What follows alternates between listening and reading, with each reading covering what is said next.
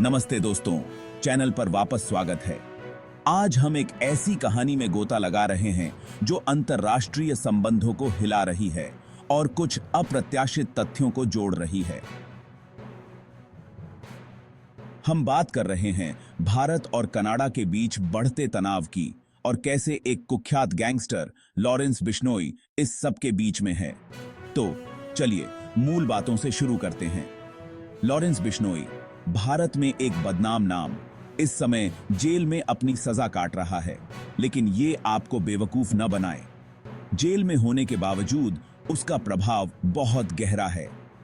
बिश्नोई का गिरोह रंगदारी, ड्रग तस्करी और यहां तक कि हत्याओं जैसी कई गंभीर आपराधिक गतिविधियों से जुड़ा हुआ है।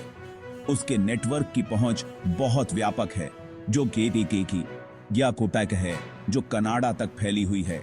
यहीं से बात दिलचस्प हो जाती है। कनाडा के अधिकारियों ने भारत सरकार पर बिश्नोई जैसे गिरोहों का इस्तेमाल कर खालिस्तान समर्थक नेताओं को निशाना बनाने का आरोप लगाया है। ये आरोप गंभीर हैं, जो बताते हैं कि भारत अपने राजनीतिक एजेंडे को आगे बढ़ाने के लिए संगठित अपराध का इस्तेमाल कर रहा होगा। इसने भारत कनाडा संबंधों पर बहुत दबाव डाला है। आग में घी डालने के लिए बिश्नोई का सहयोगी गोल्डी बराड कनाडा से गिरोह के संचालन का प्रबंधन कर रहा है। इस खुलासे ने अंतर्राष्ट्रीय अपराध और बिश्नोई के नेटवर्क की वैश्विक पहुंच के बारे में चिंताओं को बढ़ा दिया है। यह इस बात का स्पष्ट संकेत है कि संगठित अपराध अंतर्राष्ट्रीय कूटनीति को कैसे बाधित कर सकता है। अब राजनयिक नतीजों के बारे में बात करते हैं। हाल ही में कनाडा ने कई भारतीय डिप्लोमेटिकों को निष्कासित कर दिया, एक ऐसा कदम जिसने राजनयिक समुदाय में हलचल मचा दी। कनाडा के प्रधानमंत्री जस्टिन ट्रूडो की सरकार का आरोप है कि भारतीय अधिकारी सार्वजनिक सुरक्षा को खतरे में डालने वाली गतिविधियों में शामिल थे। ये दावे सिख समुदाय के एक महत्वपूर्ण व्यक्ति हरदीप सिंह निज्जर की हत्या से जुड़े हैं। कनाडा के अधिकारियों का दावा है कि उनके पास भारतीय अधिकारियों को हिंसक अतिवाद और संगठित अपराध से जोड़ने वाले सबूत हैं। वे भारतीय डिप्लोमेटिकों पर कनाडा में दक्षिण एशियाई समुदाय के सदस्यों को डराने धमकाने और नुकसान पहुंचाने के लिए खुफिया जानकारी इकट्ठा करने का आरोप लगाते हैं। इससे जनता में आक्रोश और व्यापक निंदा हुई है। मीडिया इस पूरे मामले पर छाया हुआ है। भारतीय अधिकारियों और बिश्नोई जैसे गिरोहों के बीच कथित संबंधों पर विस्तृत रिपोर्ट प्रकाशित कर रहा है। इसने स्थिति को एक पूर्ण विकसित राजनयिक संकट में बदल दिया है। कनाडा का कहना है कि प्रस्तुत साक्ष्य के बावजूद भारत जांच में सहयोग नहीं कर रहा है। डिप्लोमैटिकों के निष्कासन से दोनों देशों के बीच गहरे अविश्वास का पता चलता है। इस अराजकता के बीच सिंगापुर में एक गुप्त बैठक हुई।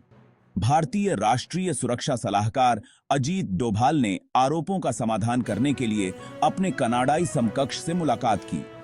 रिपोर्ट्स बताती हैं कि कनाडा ने डोभाल को खालिस्तान अलगाववादियों को निशाना बनाने में भारत की संलिप्तता के सबूतों से रूबरू कराया, जिसमें हिंसक हमलों के लिए बिश्नोई के गिरोह का इस्तेमाल भी शामिल है। शुरुआत में डोभाल ने बिश्नोई की गतिविधियों के बारे में किसी भी जानकारी से इनकार किया, लेकिन बाद में उन्होंने जेल से हिंसा को अंजाम देने के लिए गैंगस्टर की क्षमता को स्वीकार किया। 5 घंटे की बैठक का उद्देश्य भारत को सिख अलगाववादियों के खिलाफ अपने कथित अभियान को रोकने के लिए राजी करना था। कनाडा ने चेतावनी दी कि निज्जर के हत्या के संदिग्धों के मुकदमे के दौरान विवरण सामने आ सकते हैं। हालांकि भारत सभी आरोपों को नकारते हुए और उन्हें राजनीति से प्रेरित बताते हुए अडिग रहा है। जवाबी कार्रवाई में भारत ने 6 कनाडाई डिप्लोमेटिकों को निष्कासित कर दिया। राजनयिक गतिरोध जारी है। दोनों पक्ष मजबूती से खड़े हैं और सच्चाई अभी भी छाया में छिपी हुई है।